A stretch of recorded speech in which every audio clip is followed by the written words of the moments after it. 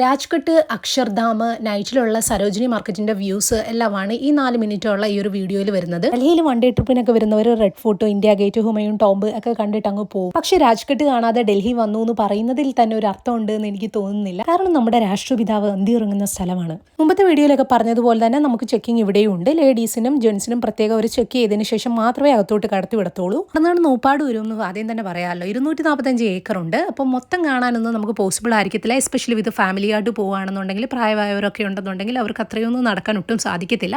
നമ്മൾ ഒറ്റയ്ക്ക് പോവുകയാണെന്നുണ്ടെങ്കിൽ മസ്റ്റായിട്ട് ഇവിടെ ഒരുപാട് വേറെ ടോംസ് ഉണ്ട്. അവിടെ എല്ലാം പോകണം. അത് ഞാൻ പറഞ്ഞുതരാം. അത് നമ്മൾ ചെരുപ്പിടുന്നതിന് പെർമിഷൻ ഇല്ല. അപ്പോൾ നമുക്ക് അവിടെ സൂക്ഷിച്ചു വെക്കുന്ന ഒരു സ്ഥലമുണ്ട്. അവിടെ വെച്ചിട്ട് വേണം നമുക്ക് അകത്തോട്ട് കടക്കാൻ. നടപ്പാതെ എൻഡ് ചെയ്യുന്നത് സമാധിയിലോട്ടാണ്. നമ്മൾ സൺസെറ്റ് സമയത്തായിരുന്നു പോയത്. അതുകൊണ്ട് ഒരു അടിപൊളി ഒരു വ്യൂ ആയിരുന്നു അവിടെ നിന്ന്. 1948 ജനുവരി 30 ഗോഡ്സെ അദ്ദേഹത്തെ വധപ്പെടുത്തി.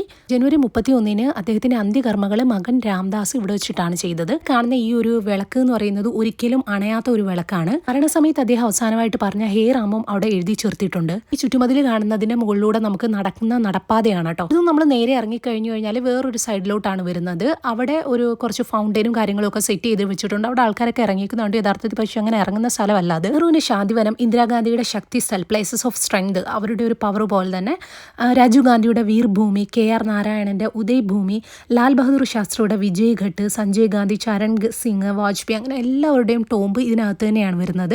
ഇറങ്ങിയെടുത്തു നിന്നും തിരിച്ചു മുകളിലോട്ട് കയറി പോവുകയാണ്.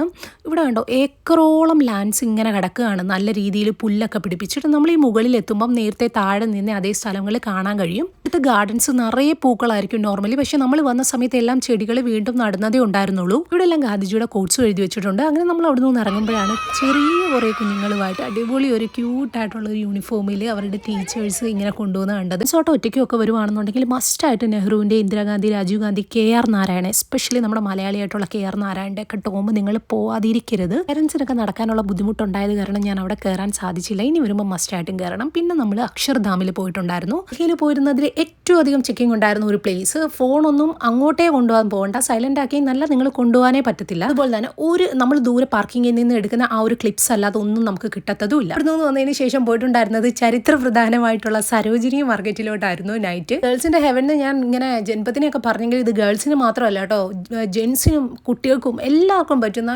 ഇഷ്ടം പോലെ സാധനങ്ങൾ.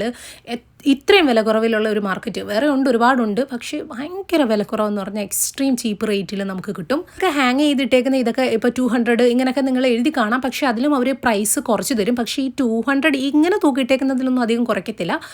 പക്ഷേ കുറേയൊക്കെ അല്ലാതെ ഇങ്ങനെയൊക്കെ സെയിൽ ചെയ്യാനായിട്ടൊക്കെ ഇട്ടേക്കുന്ന ഒരു നല്ല ചീപ്പ് റേറ്റിൽ നിങ്ങൾക്ക് തരും. നന്നായിട്ട് നിങ്ങൾക്ക് ബാർഗെയിൻ ചെയ്യാൻ അറിയാമെങ്കിൽ. കാണുന്ന കമലുകളൊക്കെ മിക്കതിനും 30 രൂപയൊക്കെ ഉള്ളൂ. ഈ വലിയ ഹാങ്ങിങ്സ് അല്ല ഞാൻ പറഞ്ഞത്, അല്ലാതെ ഒക്കെ ഒരുപാട് എണ്ണത്തിന് 30 രൂപയും ഒക്കെ മാത്രമേ ഉള്ളൂ. ഭയങ്കര വിലക്കുറവാണ്.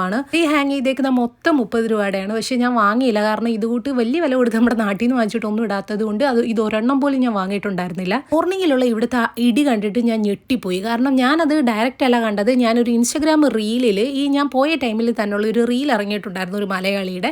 അത് കണ്ടിട്ട് അവിടുത്തെ തിരക്ക് കണ്ട് ഞെട്ടിപ്പോയി. പക്ഷേ നൈറ്റ് പോലും അത്രയും തിരക്കുണ്ടായിരുന്നു. എന്നിട്ടും സൺഡേ ദിവസം പിന്നെയും ഞാൻ ഒരു ദിവസം പോയിട്ടുണ്ടായിരുന്നു. അന്നായിരുന്നു ശരിക്കും മരിച്ചുപോയത്. ഇന്ന് ഈ ഒരു ഡേ ഞാൻ പോയ ദിവസം അത്ര തിരക്കുണ്ടായിരുന്നില്ല. 200 റുപ്പീസിന് വേർത്തായിട്ടുള്ള സ്കേർട്സ് എന്ന് പറയുന്നത് ഇത് ഭയങ്കര ഫ്ലെയർ ആയിട്ടുള്ള സ്കേർട്സ് ആണ്. അതുകൊണ്ട് തന്നെ പാൻസ് ഒക്കെ ഭയങ്കര വേർത്തിയായിട്ടുള്ള പാൻസും കാര്യങ്ങളും എല്ലാം. ഇതൊക്കെ വെറും 200 റുപ്പീസ് മാത്രമേ ഉള്ളൂ. ഭയങ്കര കളർഫുൾ ആയിട്ടുള്ള അടിപൊളി ഷോപ്സ് ഉണ്ട് കേട്ടോ. അവിടെ നിന്നൊക്കെ അന്നേരം വാങ്ങിച്ചോണം. ഞാൻ അടുത്ത കടയിൽ നിന്ന് വാങ്ങാം പിന്നെ വാങ്ങാമെന്ന് പറഞ്ഞ് നിന്നുകൊണ്ടാവുന്നു എനിക്ക് വാങ്ങാൻ പറ്റിയില്ല. ചില സാധനങ്ങളൊക്കെ ഞാൻ പിന്നീട് വാങ്ങിയതേ ഉള്ളൂ. ഇത് തരാനുള്ള ഒരു ടിപ്പ്, പോവുകയാണെന്നുണ്ടെങ്കിൽ അടുത്ത കടയിൽ നിന്ന് വാങ്ങാമെന്ന് പറഞ്ഞ് നിൽക്കരുത്. മാക്സിമം ബാർഗെയിൻ ചെയ്ത് ഒരു കടയിൽ നിന്ന് വാങ്ങുക. പിന്നെ നെക്സ്റ്റ് ഡേ നമ്മൾ ഇന്ദിരാഗാന്ധി മ്യൂസിയത്തിൽ പോയിട്ടുണ്ടായിരുന്നു. മസ്റ്റ് പോകേണ്ട അടുത്തൊരു സ്ഥലം. പക്ഷേ അതിൻ്റെ ഡീറ്റെയിൽസും കാര്യങ്ങളും ഞാൻ അടുത്ത വീഡിയോയിൽ ആഡ് ചെയ്യാം. താങ്ക്